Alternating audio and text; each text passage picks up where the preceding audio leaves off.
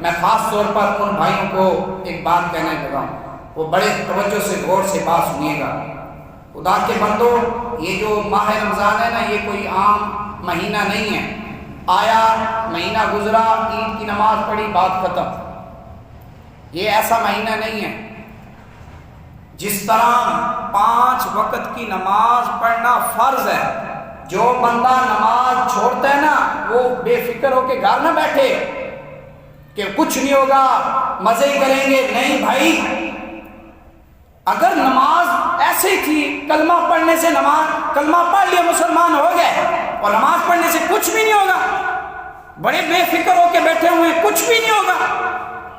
جس اللہ پاک نے جس نماز کا 700 بار نماز قرآن کے اندر ذکر آیا، 700 بار جس میں قرآن کے اندر ذکر آیا، بار بار ذکر آیا، اقیم الصلاۃ، نماز قائم کرو، نماز قائم کرو، نماز کا ذکر آیا۔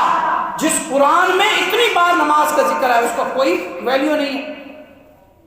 ویلیو ہے، اس کی اہمیت ہے، لیکن دنیا کی محبت نے ہمیں جو ہے نا خراب کر دیا ہے۔ دنیا کی محبت، لالچ، پیسے کی لالچ، نوکری کی لالچ نے ہمیں اتنا اندھا کر دیا ہے کہ ہم نماز جیسی فرض کو بھولے بیٹھے ہوئے ہیں، اور سمجھتے ہیں خیر ہے جی، ٹائم ہی نہیں نکلتا، پریشانی ہے، پڑھ لیں گے، بڑا وقت پڑا ہے، اللہ رحم کرے گا، اللہ بڑا غفور و رحیم ہے۔ او بھائی، اللہ ہے، لیکن اللہ پاک اس پر غفور و رحیم ہے جو اللہ کے سامنے جھکتا بھی ہے۔ جو اکڑ کرتا ہے وہ کہتا ہے میرے جیسا تو بندہ ہی کون نہیں، خیر ہے بڑے مولوی ڈیٹے نماز پڑھ کے کئی کھڑے، میں نہ پڑھ سکتا، میرا کیا مسئلہ ہے؟ ایسا بندہ کون ہے؟ اکڑ باز۔ اللہ کو اکڑ باز بندہ پسند نہیں ہے۔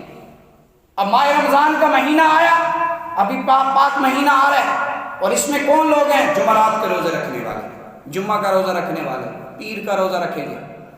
خدا کے بندو، یہ حالت ہے ہمارے مسلمانوں کی کہ ماہ رمضان کے پورے 30 روزے فرض ہیں، ایک روزہ بھی چھوڑنا حرام، کبیرہ گناہ، توبہ کرنی واجب، اور جو بندہ بلا وجہ ایک روزہ چھوڑے گا وہ جہنم میں جائے گا، جب تک مرنے سے پہلے توبہ نہیں کرے گا، جب تک توبہ نہیں کرے گا وہ جہنم میں جائے گا۔ اب ہم سوچ رہے ہیں نہیں کیا ہے، کچھ نہیں ہوگا۔